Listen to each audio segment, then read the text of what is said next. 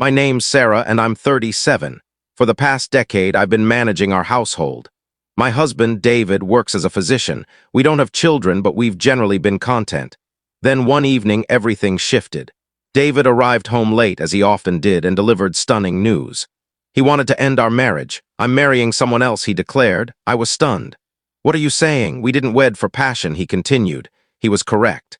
Our union was more of a practical arrangement. His family urged him to settle down, and I suppose I appeared suitable. We hardly knew one another before exchanging vows. The only thing we truly shared was our surname. Reflecting now, perhaps I was captivated by the notion of bearing his name. So we hastily married, and for a time we coped well enough. I never imagined we'd face separation after a decade. Even though our bond wasn't rooted in love, we'd been together so long. But now, abruptly, you want to wed another. When did you start deceiving me? I questioned. David denied any betrayal. He explained he'd met a nurse at his workplace about a year prior and was enchanted by her charisma. He complained he was weary of coexisting with someone as dull as me. I was devastated and wounded. How dare you say that after all this time? I pressed, but David remained unyielding. He claimed living with me had been torturous and he was finished. I consented to the separation, though it shattered me. Then David revealed another shock. He said we didn't need a legal process because he never formally registered our marriage. We were merely cohabiting, not legally bound. I felt betrayed and furious. David had concealed this truth for years, now exploiting it to evade any obligations in our split. That day was meant to be when he filed our marriage papers, but instead, it marked the end of our union. I couldn't attend due to an urgent issue, but it seems he never filed them. Not filed? Are you serious? We've lived as a married couple for 10 years. It's unthinkable you didn't register it. Typically, yes, that's why I set that condition early on. If you'd gone to the registry, everything would have unraveled. When we wed, we established rules. As a homemaker, I'd manage all domestic tasks. I received an allowance and part-time employment was forbidden. David handled all official and governmental affairs. Why would you do this? I demanded, because I was being pressured into a marriage I didn't want.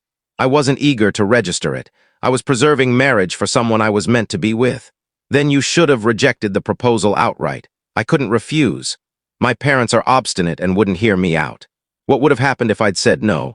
Besides, I needed a housekeeper. I'm a busy doctor and rarely have time for chores, so I chose to marry you as a housekeeper. It benefited you too, didn't it? You had food and shelter without working. You seemed eager to wed as well.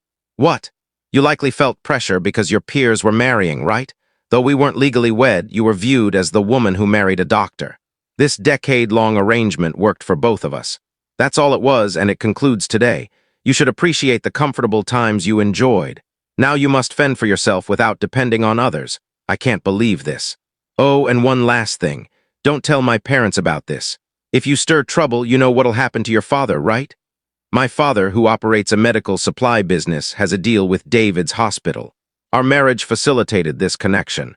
If I informed my in-laws, he's hinting he'd terminate the deal as a threat. In essence, he's warning me to stay silent. It's your fault for being misled. How pathetic to be discarded with nothing, he sneered, chuckling. But the one who'd be cast out unaware was actually him. I couldn't help but laugh aloud. What's so amusing? I can't believe you became a doctor with such ignorance. What do you mean? I've known about your affair and the unregistered marriage all along. That's impossible. That's why I've been planning, waiting for you to raise it yourself, preparing to exact my retribution.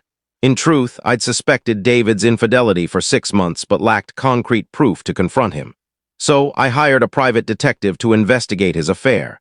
Madam, I have 2 findings to share, the detective said. First, your husband is indeed unfaithful. We have proof of him entering a hotel with a nurse from his hospital. Second, from their discussions, it's possible you're not legally married.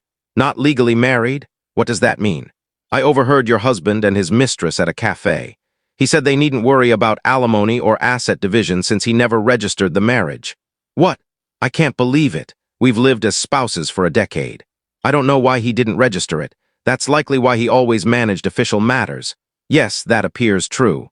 I can't fathom this. How could this occur?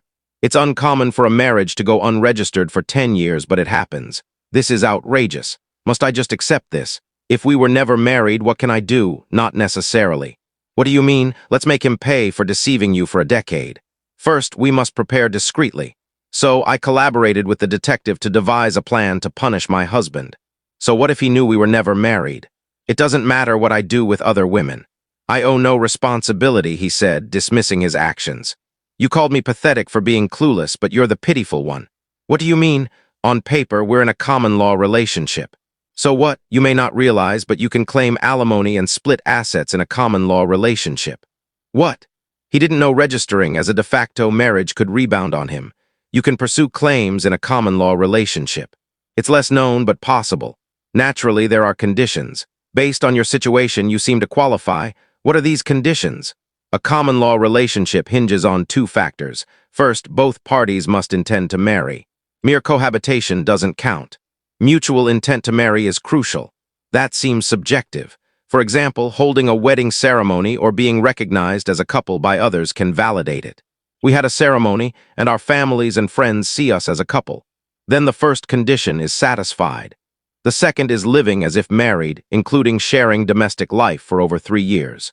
You've cohabited as a couple for over a decade. As a homemaker, you've clearly shared finances. This qualifies as a marital relationship.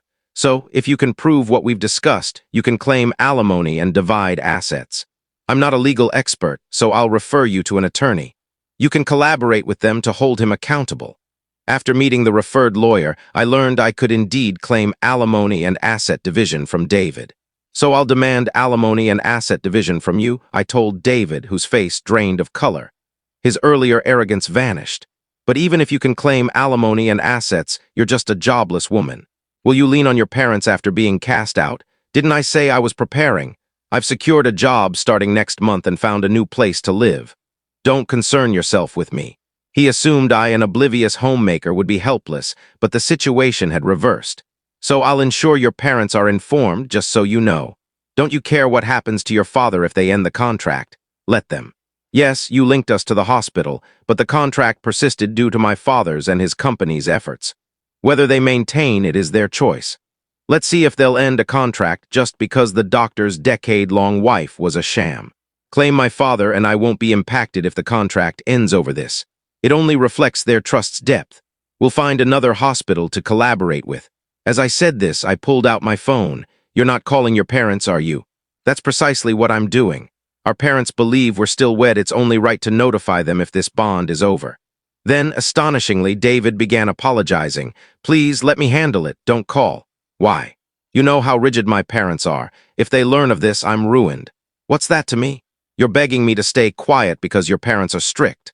Are you joking? You could have declined the marriage initially if you had no intent to wed. After a decade of self-centered marriage, you fear your parents discovering it. I can't accept such a convenient tale, but I'll accept your story. I'll ensure both your parents and mine are told. So I contacted both sets of parents. All four were appalled upon hearing my account. A meeting was swiftly organized at our home. I heard everything over the phone. Is it true you feigned marriage for a decade without registering it? Speak, you foolish son, it's true. I didn't register it. Why would you do that? Didn't you consider Sarah's feelings? I had no choice. No choice? How can you say that? It's actually your fault, Mom and Dad. I wasn't ready to wed. You began searching for a bride, insisting it was time I settled. You set up meetings and tried to force a marriage on me. You agreed to it, didn't you? I had to agree. If I'd refused, you'd have caused a scene, so I decided to wed. If you were committed to marrying, why not register it? I read online about a man in a similar bind. He didn't want to marry but was coerced by his parents. He lived a married life without registering, then disclosed the truth when he found his true love. That's despicable. What became of that man? He's now wed to his love with a legitimate marriage. So I'll marry my girlfriend and have a genuine marriage. Then my parents, silent until now, spoke after hearing his rationale. A genuine marriage. You may not have had a love marriage, but recall your wedding vows. We'll always cherish each other and create a joyful home. What did those words signify? What did we witness? We entrusted our daughter to you for her happiness, but you misled her for a decade without registering the marriage. Did you build a joyful home? Now you're abandoning her for another. Can someone so careless, even with a new partner, truly have a real marriage? Well, I was glad you wed our daughter, not just because you're a doctor. I believed she'd build a happy home with someone as earnest as you, but we were mistaken and deceived. And you threatened our daughter if she told us you'd end her company's contract. What? Seriously? If you threaten our daughter, we'll end the contract ourselves. Be warned, we'll speak the truth if asked. Why, that'll spark rumors at the hospital. Rumors? Yes, but that's your doing. You threatened us with ending the contract. David was in utter panic at this unforeseen twist. Please, hold on. This is spiraling. Let's discuss. Don't toy with us. My father-in-law seized David by the collar, enraged. We didn't raise you to be such a rogue. What were you thinking? Father, please stop. By not registering the marriage, you thought you were clever, but your selfish acts strung Sarah along for a decade. What were you thinking, causing such harm? The room fell quiet. David, confronted by my father-in-law's words, was speechless. Sarah and your parents, I'm deeply sorry for this fool's actions. No, you parents shouldn't apologize. It's not your fault. Still, we bear some responsibility for his behavior. For now, we'll take him home and ensure he doesn't persist in his reckless ways. We'll handle the consequences properly. We're truly sorry. With that, David was escorted by his parents to his childhood home. You've endured so much. Come home and rest for now. We'll plan next steps later. You needn't worry now. My parents thought I was utterly drained and deceived. They spoke with such warmth. Thank you. But I won't return home yet. I have tasks to complete. I declined their offer and remained in my home. My task was to prepare for the final reckoning with my now ex-husband, collecting evidence for our common-law relationship. I was gearing up to claim alimony and divide assets. Weeks later, a lawyer meeting was set. Even if I agree to alimony, why split my assets? She's been a homemaker for a decade, never employed. I paid for all furniture, clothes, food. Now you're saying I must share my hard-earned money? He ranted, unable to accept sharing his wealth with me. Yes, that's correct. Your earnings and furniture are subject to division. Why must it be so? Who managed the home while you worked? Who prepared meals with the groceries you bought? That's irrelevant now. No, it's very relevant. A homemaker deserves asset division because housework has economic value. As a person, not just a lawyer, do you think housework is trivial? That it's just a homemaker's duty? Your freedom was possible because of her support. Don't misunderstand that. What? This situation stems from your actions, yet you dare to be selfish. What did you say? Never mind. She's entitled to half the assets for division. That's the rule. Damn. Regarding alimony, we'll claim $100,000 from you. $100,000? Why so much for a non-marital relationship? Because it wasn't a legal marriage. Typically, alimony in common-law relationships ranges from $10,000 to $40,000. But you feigned marriage for a decade and tried to discard her for another. The amount reflects your actions' severity and duration. But still, you may think a decade is brief, but it's significant. She devoted herself to you, believing you were wed. You've no right to complain after betraying her. A flawless rebuttal. He was speechless and grudgingly accepted my demands. I also sent an alimony claim notice to his mistress. I knew her identity and location via the detective. As he'd claimed, she was a nurse at his hospital. The mistress, assured by him that alimony or asset division wasn't possible, must have been shocked by the claim's contents. Hold on, this isn't what you promised. What do you want? I told you not to confront me at work. I got this from your wife. You said no alimony since we weren't married. What's this? I later learned she, panicked after receiving my alimony claim, confronted him at the hospital with the notice. Fine, let's discuss later, not here. Too many people are around. We'll both face trouble if this becomes gossip. I don't care. I can't afford this alimony. You said it was fine, so you should cover it. What? I won't pay a cent. You pursued this relationship. You said I was your soulmate, that you wanted to wed me. Hey, lower your voice. Everyone's listening. Just so you know, I'm not at fault. If you want to reconcile with your wife, do it yourself. Tell her I owe nothing, that you'll handle it all. Wait, hold on. This confrontation exposed their affair to the entire hospital.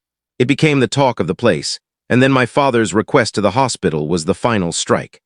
I'm sorry, but we'd like to end our contract next month. The hospital, aware of the gossip, asked my father, pardon my question, but is the contract termination tied to Dr. David's affair? It's already a rumor. Yes, a nurse presumed to be involved caused a scene. I never imagined he'd pretended to be married for a decade without registering it. I didn't expect this outcome. You mean he never registered the marriage? Weren't you aware? We only knew he, as a married man, had an affair. What do you mean no registration? With my father's request, it was exposed that David deceived me for a decade by not registering our marriage. This news spread among nurses. Dr. David misled his wife for 10 years without registering the marriage and had an affair with a nurse. How despicable. How could he? Can someone really not notice for a decade? Apparently, Sarah's maiden name matched, and he handled all official documents. That's chilling. The gossip spread beyond hospital staff to patients, and both David and his mistress faced icy glares. Unable to cope, they soon left the hospital. As my father told me, did you secure the alimony? Yes, I received payments from both him and his mistress. She resisted paying, claiming she was misled, but the lawyer clarified her defense wouldn't stand, and she reluctantly paid. That's good. What about you, Dad? Was the contract canceled? No, that's resolved. He resigned, and since our company is valued, the hospital urged us not to end the contract. We couldn't after their plea. That's a relief. Then I began anew in a different place and was thriving happily. About a year and a half later, my ex-husband reached out. Is it true you were married? I'd wed a man I met at work, and somehow he'd learned of it. I wondered whose number this was, going through the effort to change yours just to contact me. Answer my question. Yes, I'm married. You betrayed me. Betray. We were never legally wed, so I didn't think it'd matter to you, right? That's a separate issue. Indeed, things are different now. We're fully apart, so my marriage is none of your concern. Is that why you called? After I said this, he seemed lost for words. Then he mocked, of course. You're still unmarried since you probably didn't register the marriage. That's your type. But reality differed from his assumptions. Unfortunately for you, my husband isn't the sort to commit such awful acts. He knows your story, so to ease my worries, we filed the registration together at the office. Sorry for you, things aren't as you presumed. I can partly grasp your hope that I'm miserable, given your own wretchedness. But sorry, we're joyfully wed. I told him this and ended the call. What life he leads now, I don't know. But unless he sheds his selfish ways, he's unlikely to find happiness.